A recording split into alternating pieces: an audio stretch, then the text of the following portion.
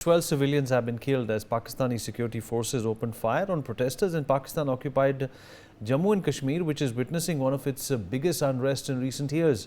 The protests, which started over the government's failure to meet 38 key demands, have snowballed into a broader agitation against excesses by the military, bringing the region to a standstill. The unrest, which entered its fourth day today, saw protesters clash with the army in Dandial as the government rushed thousands of additional troops to quell the unrest. Apart from Muzaffarabad, the violence has spilled on to Rawalkot, Neelam Valley and Kotli. At least 12 people have been killed and 200 civilians have been injured in these protests. However, the global media continues to ignore the conflict, failing to raise the issue for the world to see. Let us take a look at the global media's failure to report on these crises. We'll talk about this with our guest. Joining us on the show at this point in time is Major General G.G. Dwivedi, Global and Strategic Defence Expert. Mr. Utpal Kaul, Coordinator of the Global Kashmiri Pandit Diaspora. He's a prominent Kashmiri activist as well. General Dwivedi, this is obviously a big deal which is happening in Pakistan-occupied Jammu and Kashmir. I see a lot of influencers. I see a lot of activists, including Greta Thunberg, who was just recently intercepted by the Israeli forces trying to smuggle aid into Gaza, raking up this issue. But the fact of the matter is that this selective sympathy towards certain regions in the world is not fooling anyone, sir. Absolutely, Vineet, because all these global activists, they are very selective when they pick up an issue. And you rightly brought out that people like Thunberg, they will ignore because this doesn't actually give them the right kind of photo op or the leverage. But the point is that this issue cannot be ignored. Now we need to see this in the larger perspective. Pakistan government or this military, their record is dismal as far as the minorities are concerned, as far as the minority regions are concerned. They have used a heavy-handed approach, be it Balochistan or Khyber Pakhtunkhwa. In fact, last week only they used their own air force to bomb this region, and there were about 30 civilian casualties to this on this episode. And now we are seeing what's happening in the Pakistan-occupied Jammu and Kashmir. The issue is that there is total failure of the governance of the region. They get stepmotherly treatment, and the Pakistani army is used blatantly to commit human rights violations. And people are tolerating, but how long will they tolerate? And this violations and the violence in now in the Pakistan occupied Jammu and Kashmir is evidence that people cannot now tolerate anymore. There are two, three very important issues that are on the table here. First and foremost, their demands have not been met, which are genuine, whether it is subsidy, whether it is taxation. Also, they are raised the demand of the abolition of 12 seats which have been reserved for the refugees. The second point is that there is no development as such in these regions, only the exploitation. In Balochistan, the Chinese are in big way extracting all the minerals. Now, even Munir has tried to lure President Trump in POK, the again Chinese and big way building infrastructure, dams, and also Pakistan economic corridor. So the point I'm trying to make is that these regions are being exploited, human rights are being violated, and their voices are being suppressed by the excesses of the Pakistan army. And the last point is political and the military dispensation is actually looting the country, and people are well aware of it, that they are only filling their own coffers and selling these minerals and resources in the White House through the Pakistani army chief. He is not commanding the army; he is only selling his country, and he is actually a front face as a I would say a economist who is running the country. Now that's what is the whole situation all about, Vineet. You're absolutely right. So we have some breaking news coming in. In the latest updates, we can now see that thousands of people continue to march to Muzaffarabad in a massive show of strength. However, Pakistani forces continue to use brutal force on these protesters. More breaking news coming in. Meanwhile, the Jammu Kashmir Joint Awami Action Committee, the core committee member, Sardar Umar Nazir Kashmiri, has issued an urgent appeal to the international media and global human rights organizations, calling for immediate attention to the ongoing crisis in Pakistan-administered Kashmir. In an official statement, the JAAC has stated, and I quote, since September 29th, peaceful public movement has been met with state repression, human rights violations, restrictions on civil liberties, and the killing of innocent civilians. According to Nazir, state forces and non-local personnel have carried out indiscriminate firing, killing at least 9 unarmed civilians and injuring hundreds more. Tragically, 3 personnel of the Azad Kashmir police force have also been killed by bullets fired by non-local forces. Mr. Utpal Kaul still with us on the broadcast. Mr. Kaul, I hope you can hear me, sir. Yes. Sir, definitely. I just use the term selective sympathy is what we get to see when people support Gaza. I also feel as a journalist, it's become fashionable to support Gaza and get PR and media attention. But perhaps PoK and its cause is not as fashionable to the world community, and the people who consider themselves as the custodian of high moral grounds are silent on all of this, especially the Western media. If you will compare our Kashmir with PoK, you will see what progress they have done in last 75 years. This area is totally backward. There is no development. There is not much development. And at the same time, what you said, international media, human rights organizations, Amnesty International, Asia Watch, all are silent. And I totally agree with Major General Dwivedi that it is very, very selective. They create this narrative, selective narrative, as if there is only one problem in the world, that is Gaza. And even then, they don't say when 1,000 people were killed in Israel by these Hamas people. They don't say about that. When Israel is in action, so they are in big problem. But let me tell you, unofficial news is that more than 30 people have been killed by Pakistani army and security forces in last 4 days. And it's a long march going towards Muzaffarabad. And you must have seen the visuals, the big tankers, these goods trucks were thrown by these protesters in the what we call as Krishna Ganga in the Nilo Valley. So a situation is very, very grave because people are fed up and they now understand that they are really in bad shape, and they are interested. Earlier they were interested wood, because there is a lot of timber in PoK, but now it is there are in Balochistan lot of minerals. Here also there are a lot of minerals and lot of resources, but they don't. Nothing is for the PoK people. That is only for the Punjabi politicians of Pakistan, because these Punjabi are dominating the situation in Pakistan, and so they don't care for Kashmiris or Dogras in PoK. And let me tell you, if we compare the development which is in our Kashmir, PoK, they cannot compare it. And private the administration as well as the intention of both the governments is entirely different.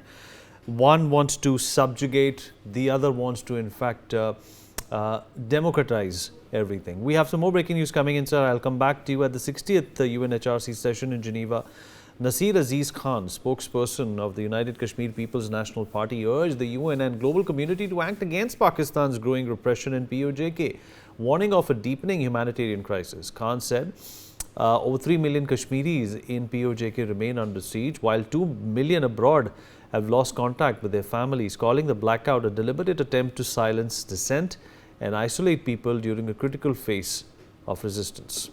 General Dwivedi, we're talking about millions of people over here. The defense minister very recently also spoke about how, in our lifetimes itself, we will get to see the liberation of POJK.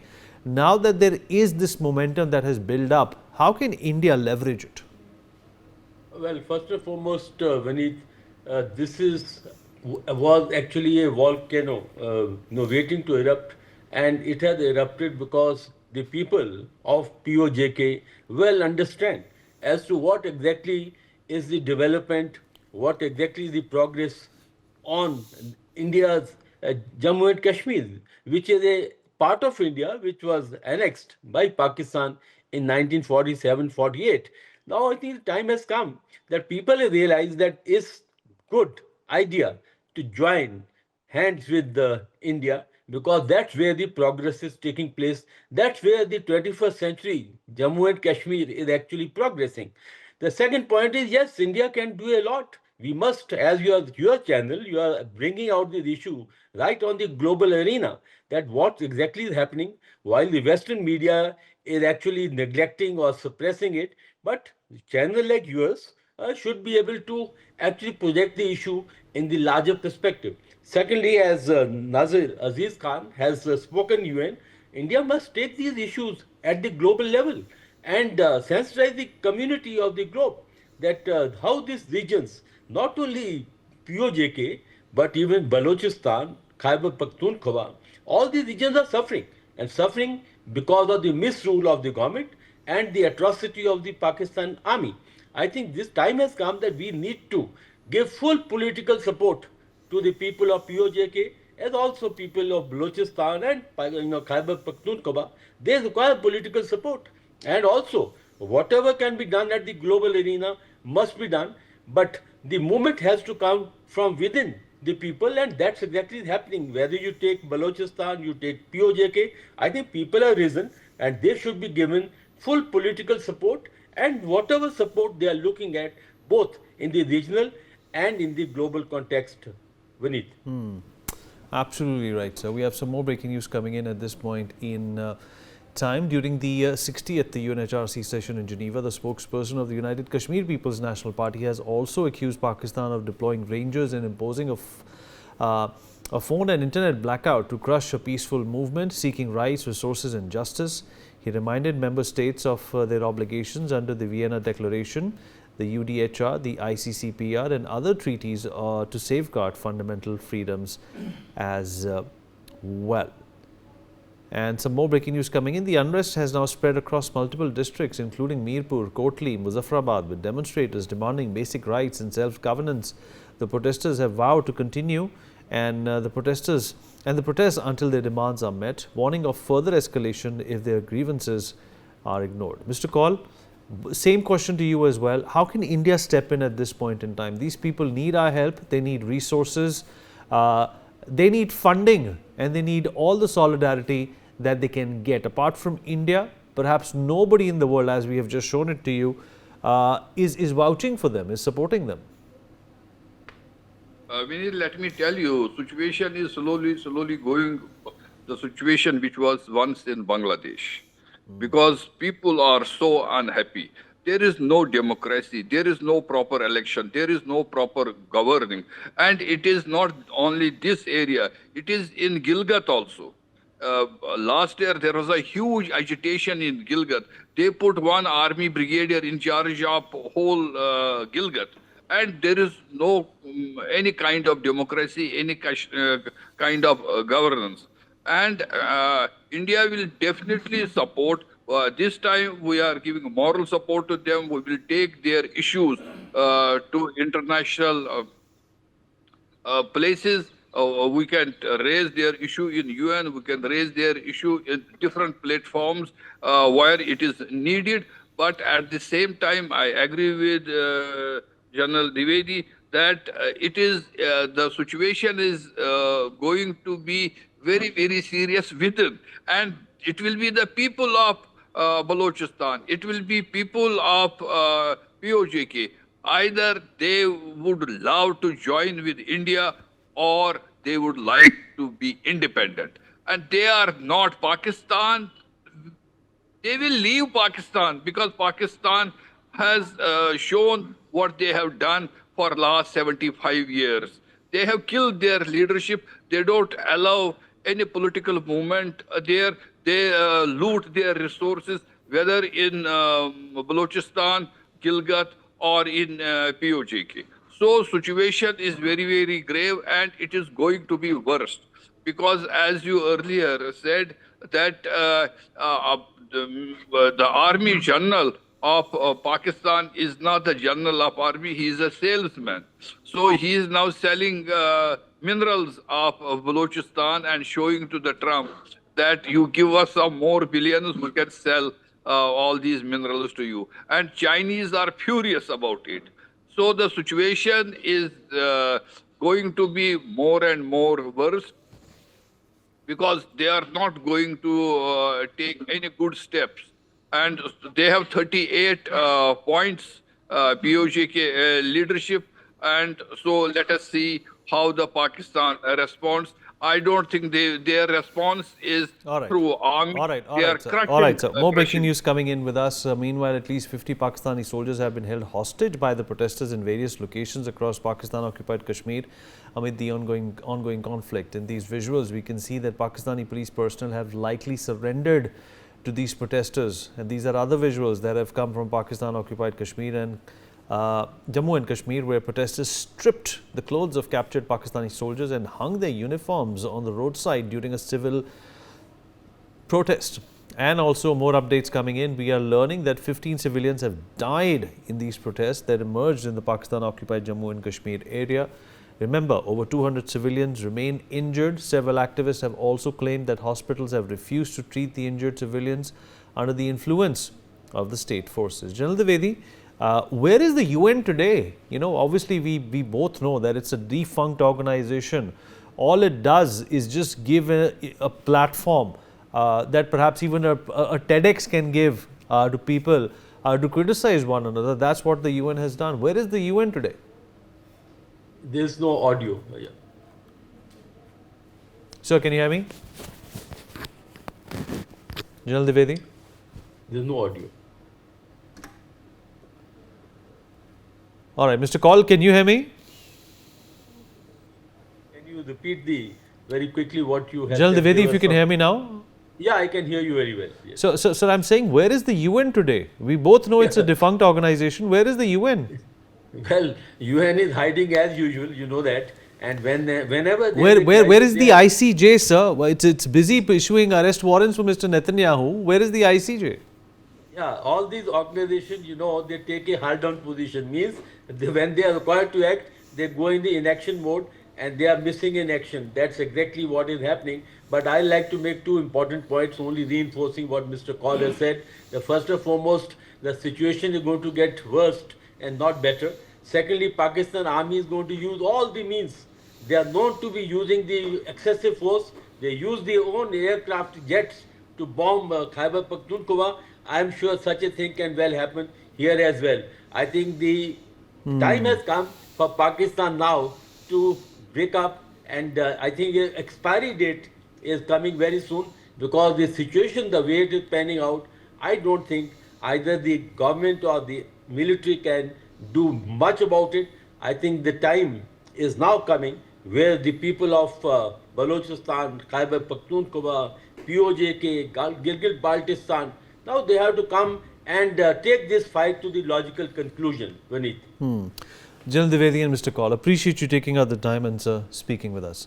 And before we leave, let us also show you what kind of coverage the Western media has been focusing on. Let's talk about Al Jazeera, a platform that considered itself as a beacon of truth, a beacon of functions and information that is not usually found in and around the world.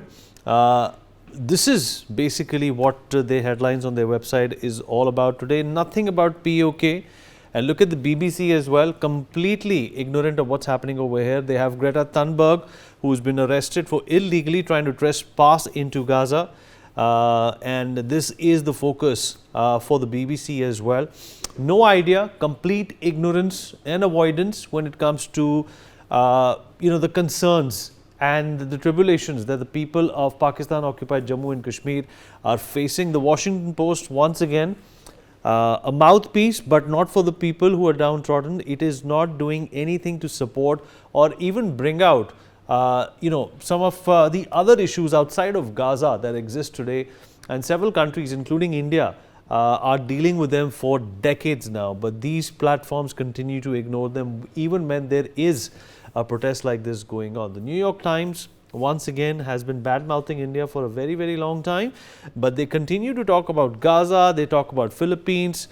In fact, they are talking about smartphones and Sudan, but not a word of what is happening in PoK. It perhaps does not even feature under their radar. It's not a saleable news to them.